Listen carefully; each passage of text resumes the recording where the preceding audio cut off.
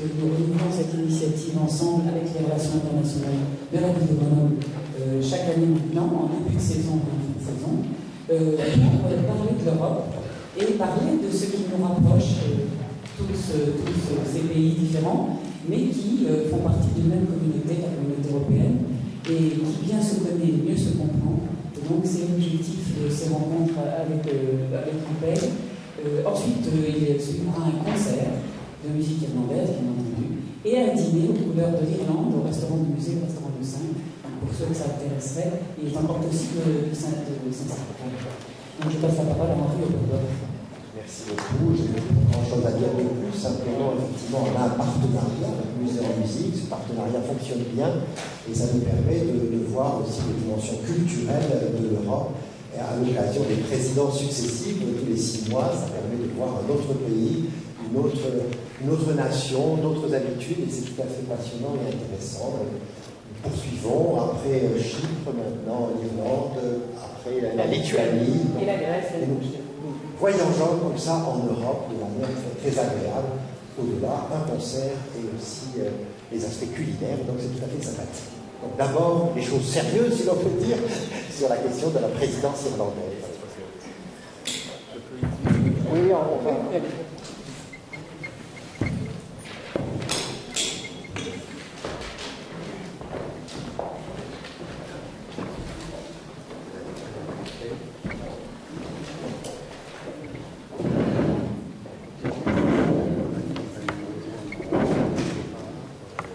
À l'origine, nous avions confié Monsieur l'ambassadeur et qui nous faisait l'amitié de venir. Il ne pouvait pas, pour des raisons bien sûr impératives et diplomatiques, et on peut parfaitement le comprendre, mais il nous a délégué son premier secrétaire, et Monsieur Finney, qui vient nous évoquer la question de la présidence irlandaise. Je lui laisse bien sûr la parole tout de suite, et ensuite quelques questions vraisemblablement.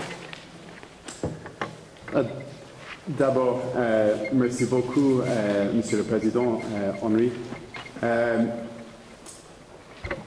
Madame Pascale Galliard, Monsieur Bernard Betteau, adjoint au maire chargé de l'Europe, Monsieur Eric Recura et Monsieur Oberdorf, encore. Merci beaucoup d'avoir m'invité aujourd'hui, mesdames et messieurs. Je suis ravi d'être avec vous ce midi à Grenoble et j'aimerais remercier l'UPEG d'avoir invité l'ambassade à l'occasion de cette conférence où l'Irlande est à l'honneur. Monsieur l'ambassadeur, Paul Kavanagh regrette très sincèrement qu'un empêchement de dernière minute lié à la présidence irlandaise nous rend sa visite impossible et vous prie donc de bien vouloir l'excuser. Je sais qu'il se faisait une joie à l'idée de venir à Grenoble vous rencontrer. Cet après-midi, j'aimerais aborder 3 sujets avec vous. Premièrement, je souhaite parler de mon pays et les liens extrêmement forts qu'il a avec la France. Vous savez sans doute que les dernières années ont été dures pour la population irlandaise et son économie. Malgré tout, je crois maintenant que nous sommes sur la voie de la reprise. Ensuite, je voudrais évoquer la manière dont nous abordons ce qui constitue notre 7e présidence de l'Union européenne. Celle-ci intervient dans un contexte de consolidation budgétaire à travers le continent.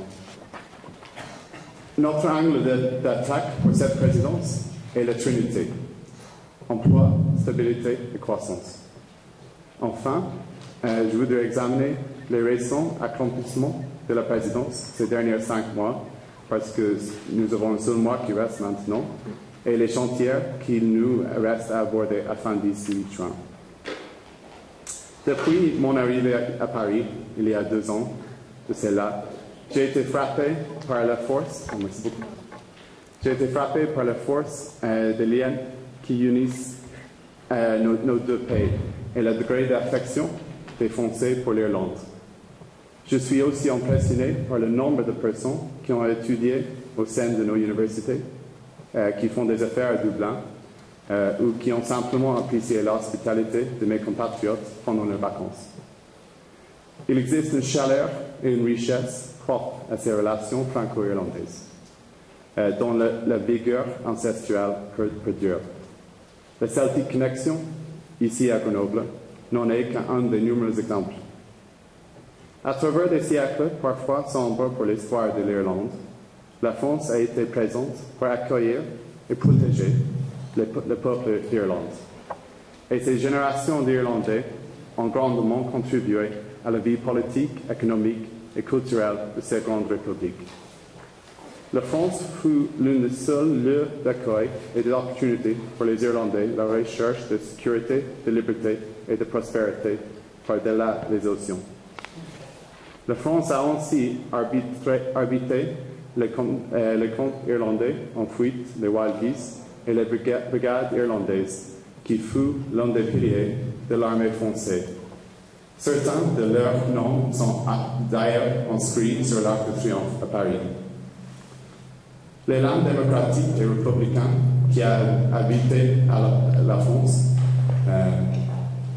puis électrisé l'Europe à la fin du XVIIIe siècle, a aussi inspiré des générations d'hommes et de femmes irlandais. En 1848, des patriotes irlandais ont ramené des barricades de Paris l'inspiration de notre drapeau national, orné de 3 couleurs, qui fut consciencieusement modelé à partir de l'exemple français, dans le but d'épouser visuellement l'idéal de la République française. Patrice de McMahon, premier président de la Troisième République, avait des ancêtres directs irlandais. Il était le fils de McCartan de County Down, dans le nord d'Irlande. En janvier 1919, à l'occasion de la tenue de la première session du Parlement irlandais, le discours de proclamation de l'indépendance fut déclamé au monde entier en 3 langues, l'irlandais bien sûr, l'anglais et en français.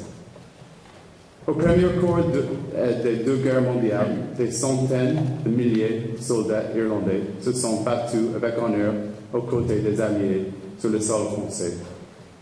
Pendant la Seconde Guerre mondiale, des centaines d'hommes et de femmes irlandais ont risqué leur vie en participant à la résistance française. Parmi les grandes forces créatrices irlandaises, les écrivains Oscar Wilde, James Joyce et Samuel Beckett sont venus se réfugier et se trouver la liberté ici en France. L'une de ces grandes figures vient d'être honorée au travers d'une rétrospective majeure au Musée Centre Pompidou. Cette exposition rend hommage au merveilleux talent de l'architecte et designer irlandaise Eileen Gray, qui a passé la plupart de sa vie en France. La rétrospective, qui a été inaugurée par le président irlandais Michael E. Higgins à l'occasion de sa visite officielle à Paris en février dernier, a reçu des critiques positives de la presse et plus de 500 000 visiteurs pendant 3 mois. Ces liens avec la France ont évolué jusqu'à la scène européenne. Cette année marque le 40e anniversaire de l'adhésion de l'Irlande à l'Union européenne, largement connue à l'époque sous le nom de marché commun. La décision de rejoindre le projet européen a été prise après 50 ans d'autonomie politique, une période durant laquelle les stratégies économiques du mouvement indépendantiste ont été profondément décevantes. La tentative de l'Irlande indépendante de promouvoir l'industrialisation par l'utilisation des barrières protectionnistes a échoué. C'est seulement dans les années 60, quand l'Irlande commença à s'ouvrir économiquement et socialement, qu'elle a pu attirer l'investissement étranger. Après de nombreuses années d'attente, en partie à cause des réticences du général de Gaulle vis-à-vis de notre voisin le plus proche, le Royaume-Uni, l'Irlande prit part au premier élargissement de l'Union européenne en 1973. L'adhésion européenne était un projet politique qui nous a donné l'opportunité de réaffirmer notre identité européenne et notre souveraineté en retrouvant notre juste place parmi les nations d'Europe. 83% du peuple irlandais a voté en faveur de l'adhésion, le 11 mai 1972. L'Irlande, au moment de quitter le Royaume-Uni, pendant les années 1919-1920, était avant tout une région agricole et de l'économie britannique. Et en 1973, c'était toujours le cas. 30% des gens travaillaient dans le secteur agricole et la majeure partie de nos exportations allait vers le Royaume-Uni. Toujours en 1973, le PIB irlandais représentait uniquement 60% de la moyenne européenne. Nous étions de loin le plus pauvre des 9 États membres de l'Union européenne. Aujourd'hui, malgré la crise économique qui nous a durement frappés ces dernières années et sur laquelle je reviendrai plus tard, nous sommes relativement prospères, avec un PIB par habitant au-dessous de la moyenne européenne. Au moment de l'adhésion, nous étions un pays frappé par l'immigration, avec une main-d'œuvre représentant moins de 2 millions. Aujourd'hui, nous avons presque plus de 2 millions de personnes actives au sein d'un pays de 4,5 millions d'habitants. Avec la France, l'Irlande est aujourd'hui l'un des rares États européens à connaître une réelle poussée démographique. Aujourd'hui, le marché commun et européen a entendu notre commerce de façon exponentielle, avec des exportations allant de l'industrie pharmaceutique au logiciel et au secteur tertiaire, représentant plus de 90 milliards d'euros et qui sont le moteur de notre relance économique. En 1973, seulement 4% des écoliers irlandais poursuivaient des études universitaires. Aujourd'hui, environ 45% le font, soit l'un des plus hauts niveaux d'Europe.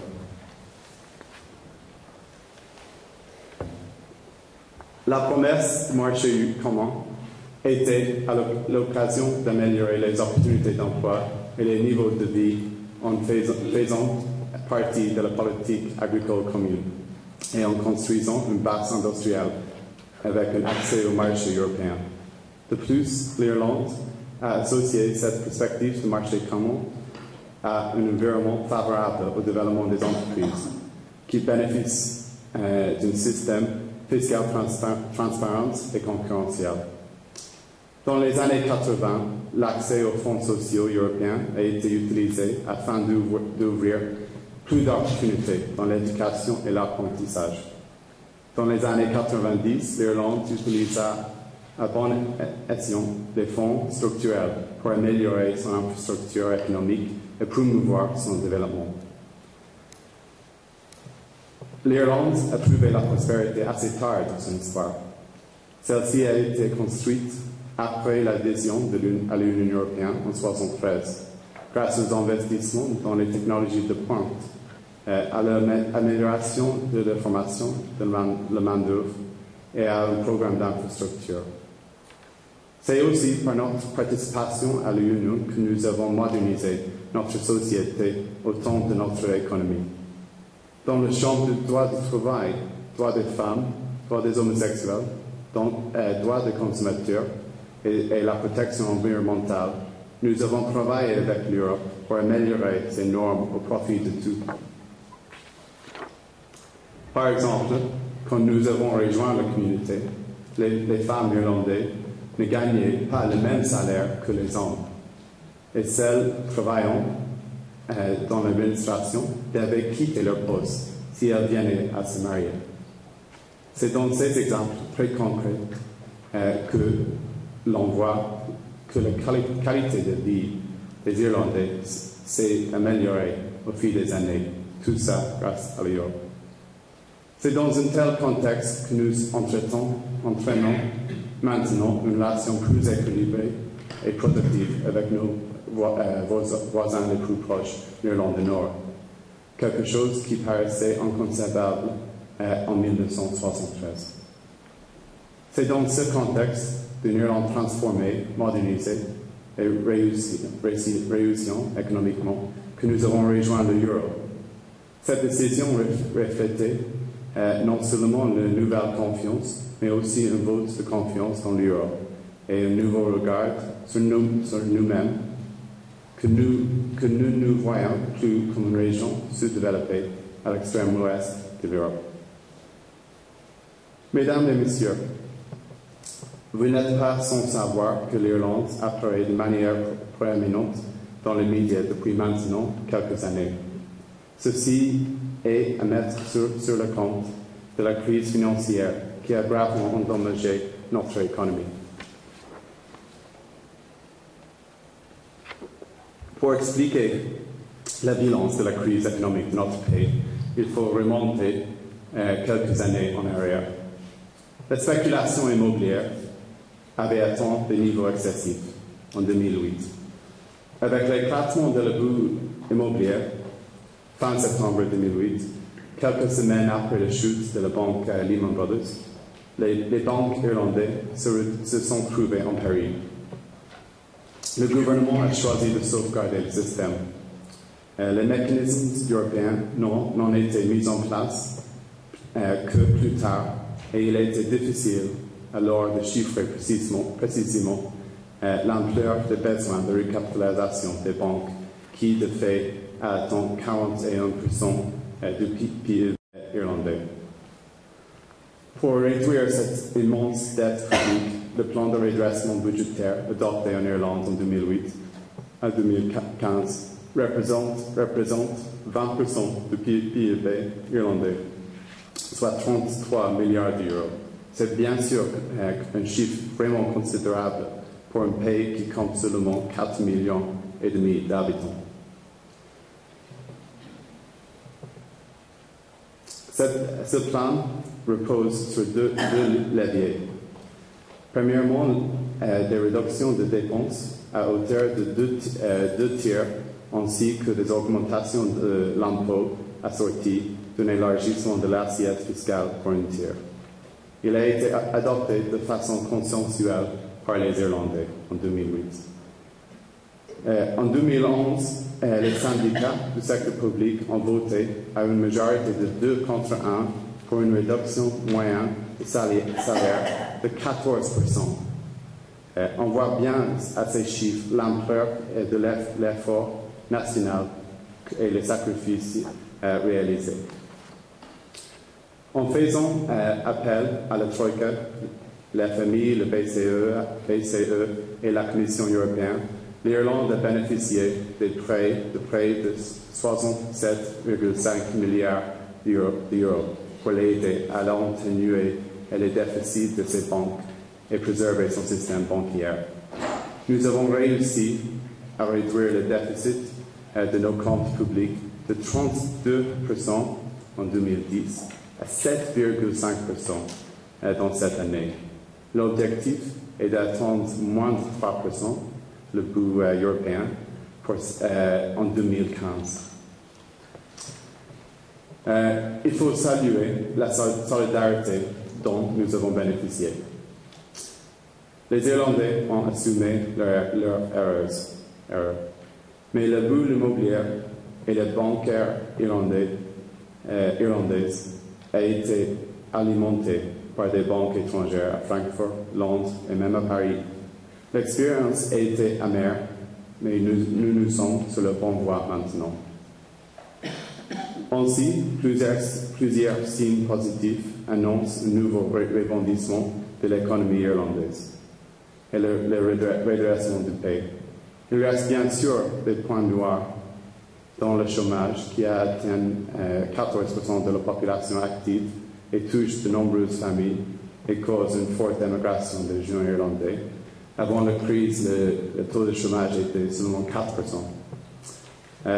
Parallèlement, la consommation des ménages reste faible, le niveau d'épargne des ménages est donc élevé. La discipline budgétaire, à elle seule, ne suffit pas à relancer l'économie. Elle doit être couplée à des réformes structurelles et des mesures pour la création d'emplois. Cette nouvelle croissance dans l'économie irlandaise n'est à ce jour pas nourrie par la consommation interne irlandaise, mais par les exportations, qui ont un effet d'entraînement important pour l'économie et en obtient le niveau d'avant-crise. C'est ainsi que l'Irlande attire à nouveau des flux d'investissements directs étrangers. Selon les différentes statistiques disponibles sur ce sujet, notre pays se classe au 2e rang mondial pour la facilité à faire des affaires, au 1er rang pour la qualification de sa main-d'œuvre et dans les 10 premières au sein de l'Union européenne pour les investissements en recherche et développement. Et pourtant, bien que ces ajustements aient abouti à une contraction de 17% du PIB, l'Irlande a retrouvé le chemin de la croissance, qui doit atteindre cette année 1,3%. Celle-ci a été acquise grâce à un gain de compétitivité. Les réductions des rémunérations dans le secteur public ont rencontré un écho dans le secteur privé. Selon le patronat irlandais, les coûts salariaux moyens ont baissé de 25% dans le secteur privé. Une compétitivité accrue permet de renforcer les exportations d'un pays. Ces dernières années, les exportations, comme je l'ai précédemment mentionné, sont réparties de plus belle pour dépasser leur niveau avant crise. La France est un des partenaires commerciaux privilégiés pour l'Irlande. Les échanges bilatéraux de biens et de services entre les deux nations excèdent actuellement 15 milliards d'euros par an. Pour les entreprises irlandaises, la France constitue notre 3e marché dans le monde. Elle est notre premier marché pour les produits de la mer et l'agneau, le 2e plus grand marché pour les produits agroalimentaires et le 3e pour notre récit. Merci. Les opportunités commerciales existent donc bel et bien. J'ai appris récemment que plus de 14 000 Irlandais sont employés par des compagnies, des entreprises françaises sur le sol irlandais, mais le même nombre de Français évoluent dans les firmes des entreprises irlandaises ici en France. Tout comme la France, l'Irlande estime que la rigueur budgétaire ne suffit pas à relancer la croissance et l'emploi dans les pays membres de l'Union européenne. Nous avons besoin d'une politique européenne dans ce domaine. À ce titre, l'Irlande a activement soutenu la démarche du président François Hollande au sommet européen de juin dernier, quand il fut question de voter pour le pacte de croissance. Nous nous trouvons avec la France parmi les pays souhaitant briser le lien entre la dette bancaire et la dette publique. C'est dans cet article que les grands thèmes de notre présidence, après plus de 4 mois d'exercice, sont et demeurent la stabilité, l'emploi et la croissance.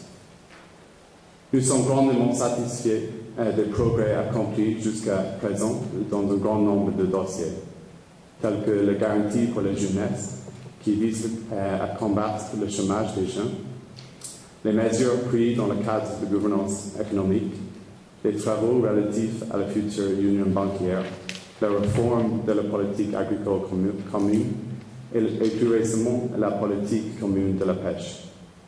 Cependant, nous restons réalistes. En effet, il reste beaucoup à faire, mais nous envisageons le futur avec optimisme. Nous souhaitons adresser un message positif, fort et pérenne aux États membres de l'Union et notamment nos collègues de Lituanie qui reprendra le flambeau à la fin du mois prochain. La présidence veut promouvoir l'avènement d'un environnement économique et financier stable.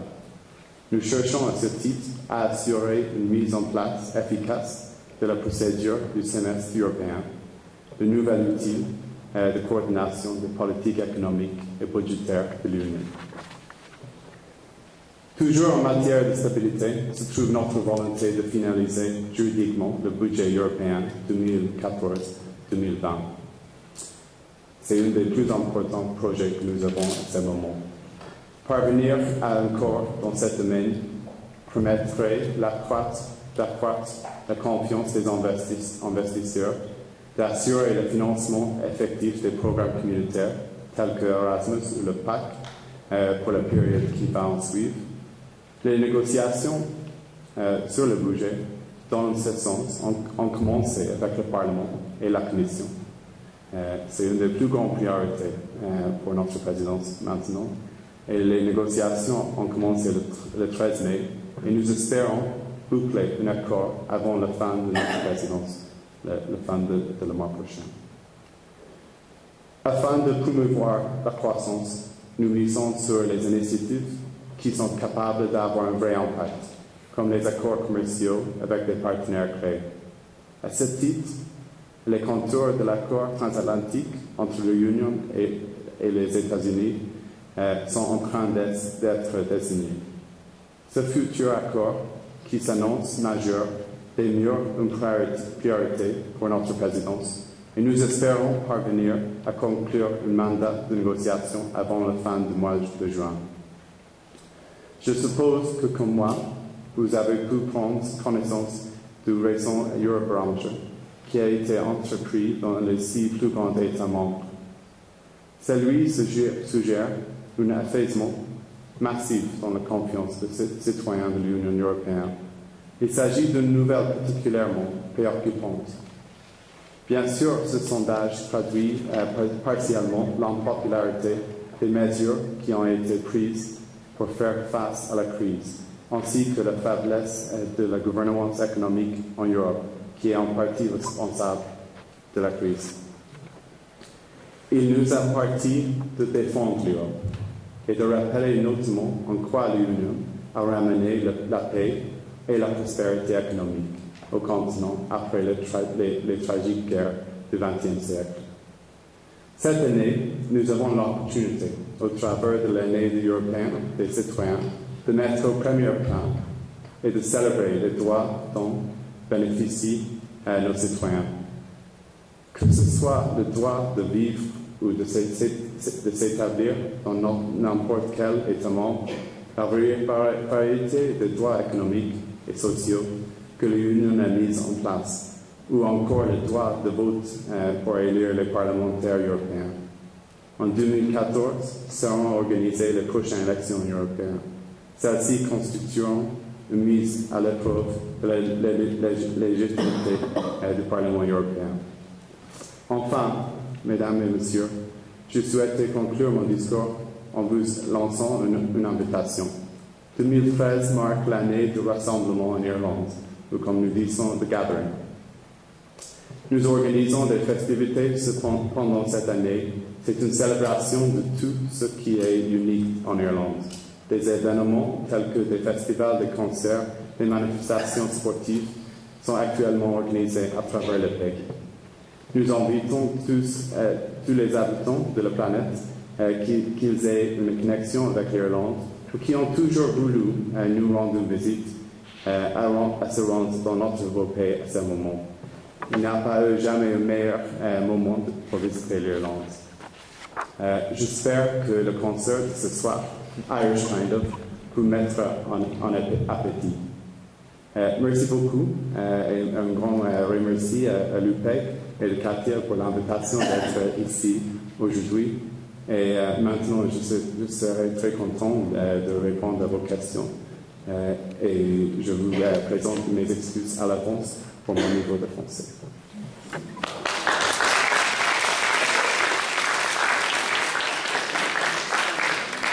Merci beaucoup de votre présentation à la fois de l'Irlande et de la présidence irlandaise.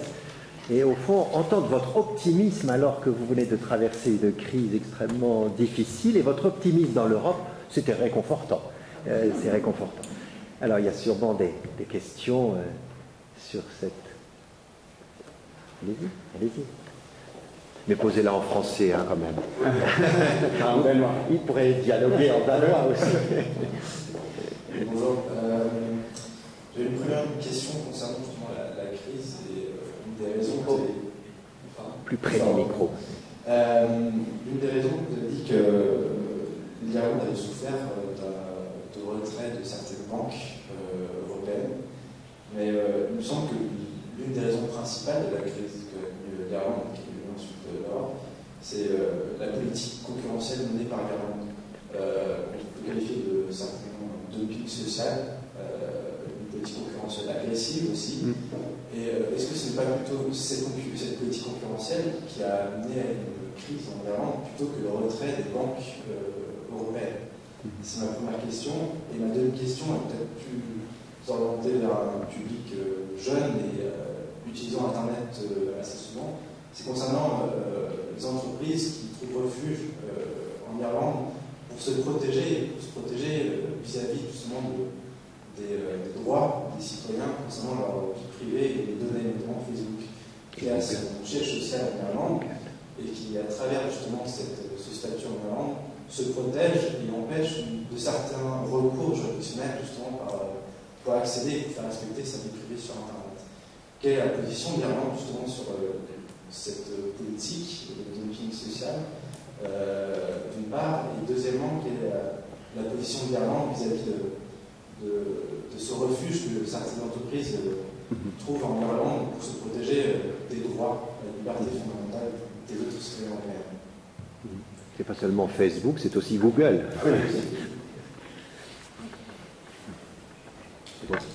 Oui. D'abord, merci pour les deux questions, assez dures pour commencer. Surtout pour le corps diplomatique. Nous avons travaillé ensemble à Paris. Mais pour commencer avec votre question sur les causes de la crise, nous avons, les Irlandais, nous avons emprunté trop d'argent des banques et nous avons une bulle immobilière fou d'être honnête jusqu'à 2008. Et les prix pour des gens comme moi, ils ont augmenté à un niveau incroyable. Il a été plus cher d'acheter une maison en Irlande que sur le Champs-Élysées presque.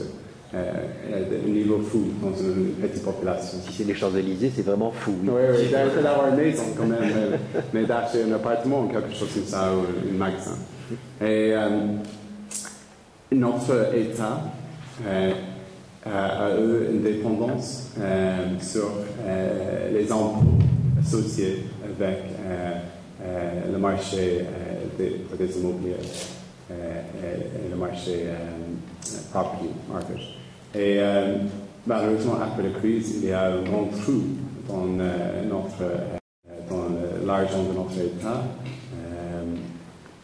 Et nous avons besoin de l'assistance de nos partenaires. Mais nous avons un autre système d'impôt et nos impôts pour des sociétés depuis les années 60. C'est une décision prise avant notre adhésion à l'Union européenne. Donc c'est un système qui date de longtemps et qui a été désigné pour attirer des investissements de l'extérieur de l'Union européenne qui sont intéressés d'avoir une base dans l'Union européenne. Et pour répondre à votre deuxième question, je ne suis pas un expert sur le sujet, mais je sais que nos bureaux d'information travaillent très étroitement avec Facebook et Dublin, que c'est un vrai sujet pour eux de travailler avec eux. Mais je peux trouver encore d'informations sur le sujet des droits d'individus et l'information sur les entreprises sur eux. Oui, monsieur. Quel est l'impact des universités qui sont très intéressantes en Irlande, notamment Trinity College et d'autres, sur l'innovation et donc l'espoir de croissance industrielle avec des technologies modernes? C'est intéressant parce que il y a, pour les universités, à ce moment, je pense que c'est un peu le même partout en Europe. Il y a un manque de fonds, d'argent. Quand j'ai commencé à l'université, j'ai été la deuxième classe pour laquelle il n'y a pas eu de frais. L'université était gratuite pour moi, mais maintenant, de plus en plus, il y a des frais pour les étudiants. Mais nos universités, ils ont forgé des liens assez forts avec les entreprises logicielles de pointe en Irlande. Avez-vous beaucoup d'étudiants français qui viennent? Oui, pour faire l'Erasmus, pour apprendre l'anglais. Je pense au spin-off, par exemple, des créateurs d'entreprises qui viennent de la vie universitaire. Des centres d'incubation pour créer des entreprises. Oui, c'est un sujet important pour nos universités, bien sûr. N'hésitez pas, oui. Peut-être le micro pour que tout le monde puisse entendre. Merci, Katia. Oui, il n'y a jamais eu de conflit entre l'Irlande dans l'histoire de la France et de l'Irlande. Il n'y a jamais eu de conflit, et c'est assez rare en Europe. Il faut s'en féliciter beaucoup. Je dirais même qu'on n'oublie pas dans mes deux régions d'origine, le sud de l'Alsace et le land de Salzbourg, ils ont été évangélisés par des moines irlandais qui font partie tous les deux à peu près à la même époque. C'est étonnant que cet apport à la fois religieux et culturel qui est venu de l'Iran, mais les préoccupations actuelles sont quand même beaucoup plus triviales.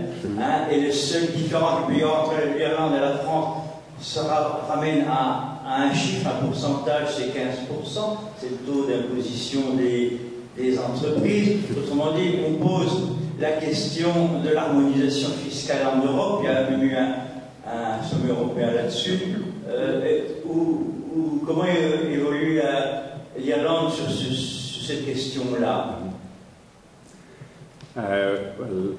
D'abord, c'est pas seulement ici en France que nos religieux ont déplacé, c'est partout dans le monde que nos religieux ont fait de bon travail dans les écoles et des choses comme ça. Mais au sujet de l'impôt et le chiffre, en effet, c'est 12,5%. C'est pas 15, c'est plus bas.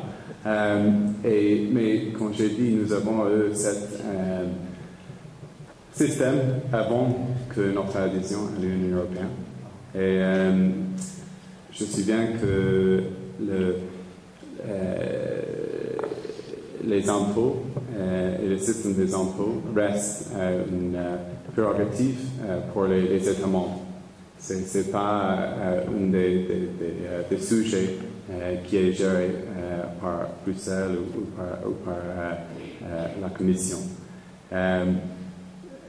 Nous sommes tout à fait d'accord de travailler sur, et nous avons géré pendant notre présidence des projets pour éviter la fraude et pour éviter que les grandes entreprises du monde ne paient pas leur impôt et pour éviter des tax havens, comment on dit ça en français, des paradis fiscaux. Mais pour le moment, nous gardons notre taux. Vous n'avez pas un paradis fiscal, mais vous avez quand même du dumping fiscal qui aboutit à avoir un attrait particulier pour les entreprises. Vous avez raison de dire que la fiscalité n'est pas de compétence européenne. En même temps, on voit bien que c'est assez dommage qu'elle ne soit pas de compétence européenne dans un grand marché. S'il y a du dumping fiscal ou du dumping social, c'est un marché un peu bancal. Chacun a ses armes, et vous avez raison de dire que vous avez fait des décisions avant d'entrer dans la communauté européenne, tant mieux pour vous d'ailleurs, oui. Parce qu'après, ça aurait été peut-être un peu plus délicat. Oui. Autre question, monsieur? Est-ce que la langue et la culture celtique se maintiennent en Irlande? Ou est-ce qu'il y a aussi des liens avec l'Écosse et le Pays de Galles? Ou bien est-ce que ça devient du folklore en voie de disparition? Non, c'est toujours là, c'est la langue gaélique. Et il y a des liens entre le gaélique et la langue écossienne, comme vous avez dit, et aussi avec les langues de Bretagne, ici en France, entre tous les trois. Et c'est obligatoire dans toutes les écoles, pour les étudiants entre 4 et 18 ans. Il y a des étudiants? Oui. Mais c'est seulement, je pense, 10% de la population qui l'utilise chaque jour chez eux. Donc, la langue qu'on entend à Dublin, c'est l'anglais, la plupart du temps. Mais tous les Irlandais, ils ont une compréhension assez bien de la langue. Et il y a la télévision en gallique et la radio, et il y a des journaux en gallique aussi. Une chose, Owen, si ajouter, bien sûr. vous me permettez, c'est ce qui est très intéressant actuellement à Dublin, parce que normalement, la région où on parle plutôt le gallique, c'était le Gaelic qui est vraiment à l'ouest. Et pas forcément aussi sur le continent de l'Irlande. Et il y a certains pays où, en fait, l'anglais est dominant. Mais à Dublin, il y a maintenant des petits endroits, normalement autour des écoles, qui enseignent tous avec le gallique. Et en fait, la réputation académique de ces écoles sont normalement supérieures aux écoles ordinaires. Et il y a, c'est très intéressant de voir comment ça se développe, parce que dans le passé, quand moi j'étais jeune, personne ne parlait de gallique à Dublin, et maintenant de plus en plus. Et les jeunes réclament d'aller dans ces collèges, dans ces écoles, pour ça. Donc l'ambassade a une représentante sur place, c'est formidable. Mais sur la question linguistique, pendant très longtemps, si je comprenais bien, le gaélique n'était pas une des langues officielles de l'Union européenne. C'était l'anglais, mais pas le gaélique. Et maintenant, les choses ont évolué, je crois. Et nous avons, notre gouvernement a une campagne de convaincre les institutions européennes d'avoir l'opportunité d'utiliser la langue gaélique dans le Parlement européen. Et maintenant, il y a la possibilité de traduction et des choses comme ça pour les membres du Parlement européen quand ils ont envie de parler en gaélique. Je pense que ce n'est pas vraiment souvent qu'ils l'utilisent, mais l'option est là. Et c'est important. Alors, les Belges n'ont pas obtenu le flamand. Pas encore. Pas encore. Monsieur veut reprendre encore une question. Ou madame, pardon. Je voudrais revenir à l'aspect industriel de l'Irlande. Si j'ai bien compris, il y a un bon développement industriel qui permet des exportations entre vers la France, mais j'ai aucune idée de quelle est la production industrielle de l'Irlande. Il y a pas mal de produits pharmaceutiques, mais aussi beaucoup de logiciels ou de software. C'est assez de haute gamme de technologie. Nous sommes un des plus grands producteurs de logiciels, de software du monde, l'Irlande. Cela explique l'implantation des opérateurs Facebook ou Google en Irlande, ou il y a d'autres raisons purement fiscales? Non, nous avons aussi une population vraiment jeune, assez bien éduquée, qui parle en anglais, donc c'est assez facile pour les entreprises aux États-Unis qui ont envie d'avoir une base dans l'Union européenne, d'avoir accès au seul marché. Et comme j'ai dit, nous sommes beaucoup plus compétitifs qu'avant parce qu'ils ont coupé tous nos salaires pendant la crise et maintenant les coûts pour les entreprises, pour l'État sont beaucoup moins.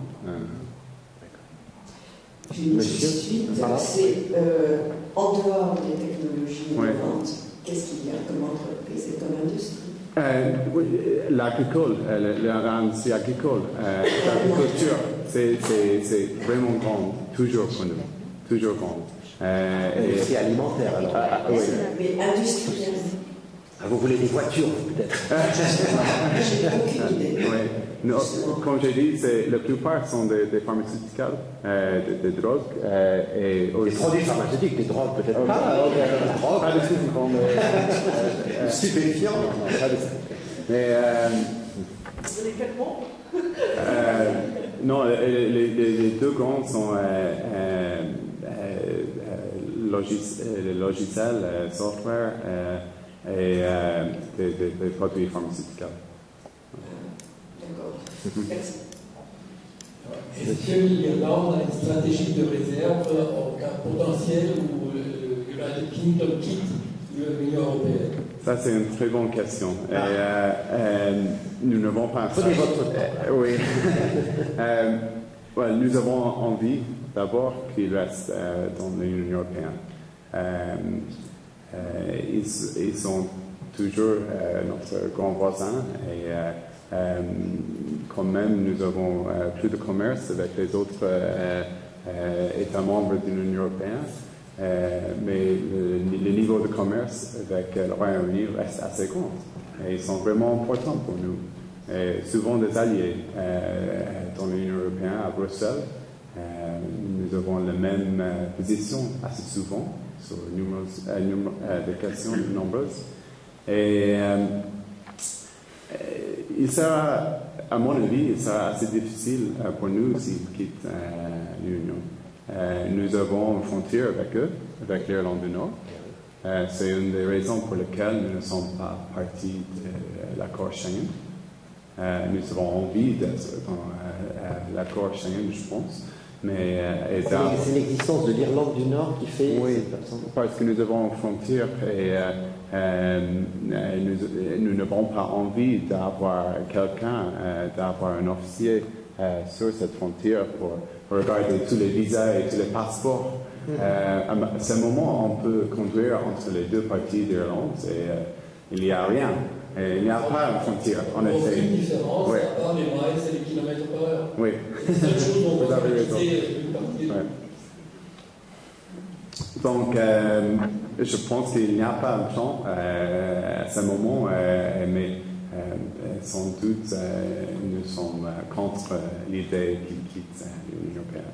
Comme la France, je pense, comme tout le monde. En même temps, vous êtes dans la zone euro. Oui. Qui est différent par rapport au Royaume-Uni. Ouais. Oui. Le micro peut-être devant monsieur, merci. Merci. Je voulais savoir quel était le taux de syndicalisation, parce que vous avez parlé dans votre propos qu'il y avait un accord entre le patronat et les syndicats pour une baisse des salaires. Ouais. Et je voulais savoir un petit peu quel était le taux de syndicalisation et est-ce qu'il y a un salaire minimum? Et quel est le départ en retraite, l'âge de départ en retraite? Et puis, et combien il y a quelle est la semaine horaire des... Est-ce que vous connaissez je ne sais pas le taux de syndicalisation. Je pense que c'est assez fort. La seule grande exception, c'est Ryanair, c'est l'entreprise aéronautique. Mais les syndicats en Irlande sont assez forts. Mais, il y en a plusieurs, en fait. Il y a plusieurs, oui, bien sûr. Et nous avons toujours un système d'accord, de trouver un accord entre le gouvernement et les syndicats pour éviter des grandes manifestations et pour éviter des problèmes sociaux. Les deux, et les entreprises et le secteur privé ont travaillé vraiment ensemble pendant les dernières quelques années, avant la crise et maintenant après la crise. Et à ce moment, le gouvernement est dans des grands pourparlers avec les syndicats pour trouver des solutions pour les années qui suivent. L'âge de retraite, à ce moment, je pense que c'est 65. Mais il y a la possibilité de 66 ou encore plus, je pense. C'est bien au-dessus de la France. Pour le moment, non? Pour le moment. Et je pense que c'est combien des heures par semaine de travail? Je pense que c'est 38, non? Dans l'ambassade d'Irlande à Paris, c'est beaucoup plus, malheureusement. Mais ça, c'est pas obligatoire d'aller au-delà. C'est la présidence. Et le salaire minimum? Et le salaire minimum, je pense que c'est 8 euros, 8,50 €. Il y a un salaire minimum, et je pense que c'est environ 8 euros. Par 8 euros par mois. Sinon, c'est un salaire de Bangladesh. Et encore. Encore, si tu me permets, une petite supplément sur les syndicats. Parce que le grand problème, à mon avis, ici en France, c'est que c'est très difficile d'avoir un vrai discours avec les partenaires sociaux ici, parce que souvent, les différents syndicats se discutent. Mais par contre, en Irlande, nous avons plusieurs syndicats, mais nous avons le ICT, c'est le Irish Council of Trade Unions, le Conseil d'Irlande des syndicats. C'est un grand chapeau. Et c'est un grand chapeau. Et donc, souvent, c'est beaucoup plus facile pour les différents des gouvernements, pour les MEDEF irlandais de parler avec les syndicats. Parce que normalement, la ligne est à peu près la même. C'est un peu différent avec les instituteurs, les institutrices, dans le monde de l'éducation, c'est un peu spécial. Mais, et vous, est-ce que vous savez le taux de syndicalisation? Parce que vous avez l'air d'être compétent dans ce domaine. Pas un chiffre comme ça, parce que ça fait quand même, c'est pas 5 ans que je suis en France. Donc vous êtes très influencé par la France. Jusqu'en France, en tout cas. Oui, ben, c'est ça. Vous êtes très faible en France. Il est relativement faible. Et est-ce que l'Irlande serait favorable à une convergence sociale, je dirais, des critères sociaux, puisqu'on a, après le traité de, je ne sais plus quel, si c'est Maastricht ou on disait, il y aurait un traité social européen. L'Irlande est favorable à, je dirais, qu'il y ait une convergence dans les domaines sociaux. Et quand vous dites les domaines sociaux, c'est quel type de choses? Le droit social, durée de travail, je dirais, la retraite, les problèmes. Il sera pas mal de travail, mais il y a de grandes divergences entre nos pays. Non, mais d'aller déjà vers une convergence. Tous les pays n'ont pas un salaire minimum. Il y a des âges de retraite très élevés. Je pense que ce n'est pas une des très grandes priorités pour nous à ce moment. Comment au fond, l'Irlande et les autorités politiques irlandaises ont réagi aux propositions récentes du président Hollande sur l'évolution de l'Union européenne? Il a fait une série de propositions, notamment sur le gouvernement économique, sur les questions de croissance, sur éventuellement un traité d'union politique, en faisant une réponse de ce point de vue-là à Mme Merkel. Comment les autorités politiques irlandaises réagissent à ces propositions françaises?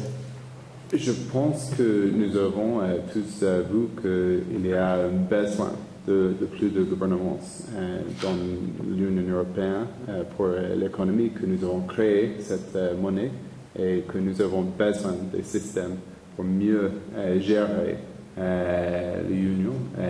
Et nous sommes tout à fait d'accord que l'Union a besoin de stabilité et de retrouver le voie de croissance. En même temps, je pense, et c'est à titre personnel, je pense que nos publics, nos concitoyens ne sont pas prêts d'avoir un autre référendum, d'avoir un autre traité, d'avoir des nouvelles règles.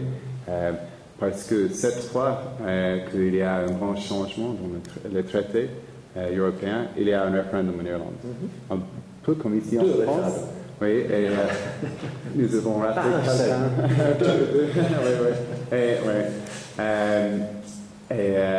c'est assez dur pour le gouvernement, mais en même temps, c'est une pas mal chose pour la démocratie et que les gens avoir leurs opinions et l'opportunité de parler. Mais il y a un peu de fatigue, je pense. Et des gens, ils ont besoin, ils cherchent une Europe qui marche. Mais donc c'est un peu difficile. Non, je dis ça avec humour parce que quand je fais cours à mes étudiants sur les questions européennes et sur les traités successifs, j'ai toujours constaté, c'est intéressant à observer, que l'Irlande est un pays qui a besoin de réfléchir sur les traités qui sont proposés parce que très souvent, l'Irlande vote d'abord. Non, pas tout à fait. Parce que la France vote non, mais c'est fini, il n'y a pas d'autre vote après. Mais l'Irlande, j'ai repéré à plusieurs occasions que l'Irlande vote d'abord non, et presque un an après, l'Irlande revote et vote oui.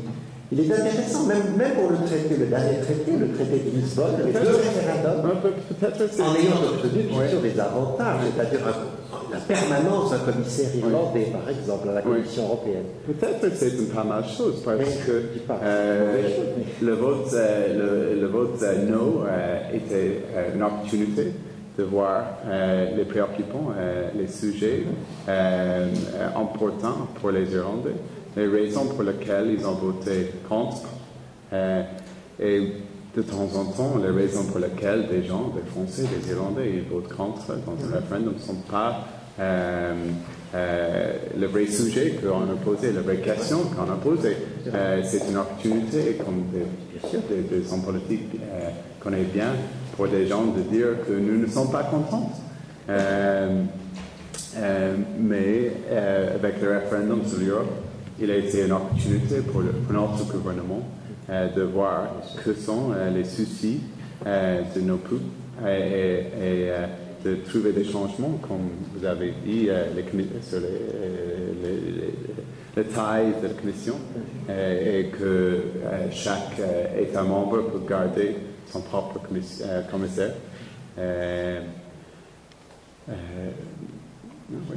Mais ce que je constate, c'est que c'est un des rares peuples qui fait revoter, en quelque sorte, des autorités politiques qui font revoter presque un an après. Voilà, c'est intéressant. Mais toujours avec des garanties sur les sujets. C'est très habile, politiquement aussi. Et il était nécessaire pour tous les autres pays États membres d'inclure les changements dans les traités prochainement que nous avons réussi. J'ai une question qui est un peu liée. Donc, l'Irlande, par exemple, la population n'est pas toujours pour l'Union européenne, parce qu'on a vu avec les traités, pour les référendums. Mais pour les élections européennes, je ne sais pas si vous avez des partis populistes qu'on voit ailleurs, si c'est quelque chose qui est bien entendu aussi en Irlande, qui vient écouter le point de vue vraiment contre l'Europe pour essayer de faire sortir, pour, par exemple, comme le Royaume-Uni de la République, est-ce qu'il y a les mêmes histoires, les mêmes... Merci. C'est une des choses un peu bizarres que le niveau de soutien pour l'Union européenne reste toujours fort en Irlande. Comme j'ai dit, pour nous, l'Union, c'est une opportunité. C'est une opportunité d'être souverain et c'est une opportunité pour un petit pays d'influencer la politique de l'Europe. Et nous avons toujours vu les opportunités dans l'Union. Et heureusement, nous n'avons pas des partis extrêmes pour le moment. Qui sont vraiment contre l'Union européenne et qui utilisent l'Union européenne dans la façon qu'on voit. Et le taux de participation aux élections européennes est important ou oui, c'est une des plus bas dans nos élections, le taux de participation dans les élections européennes. toujours c'est plus grand le taux de participation pour les élections nationales ou nationaux. Mais je pense que c'est beaucoup plus bas qu'ici en France. De temps en temps, environ 30 et 40% pour les élections européennes. C'était presque 50% la fois dernière. Oui. Mais heureusement, nous n'avons pas des partis d'extrême. D'une certaine manière, vous avez un peu de chance. Est-ce que l'Irlande est favorable à l'entrée de la Turquie dans l'Union européenne?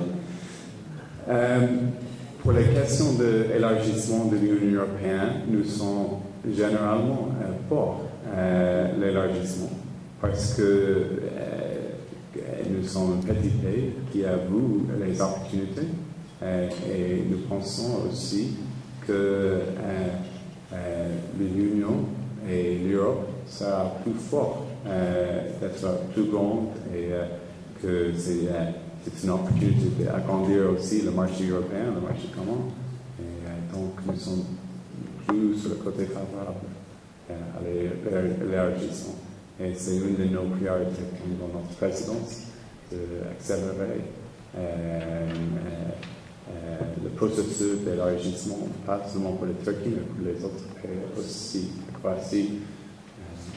Et sur l'élargissement, lorsque les Polonais sont rentrés, la Pologne est rentrée dans l'Union européenne, je crois qu'il y a une population polonaise importante qui est venue vers l'Irlande aussi. Oui, avant la crise, nous avons eu beaucoup de migration en Irlande, des Polonais, des Lituaniens aussi, des Africains aussi. Il était pour la première fois dans notre histoire, parce que nous étions toujours un pays d'immigration vers la Grande-Bretagne, aux États-Unis, en France. Non, pour la première fois. Et ils ont resté toujours là pendant la crise.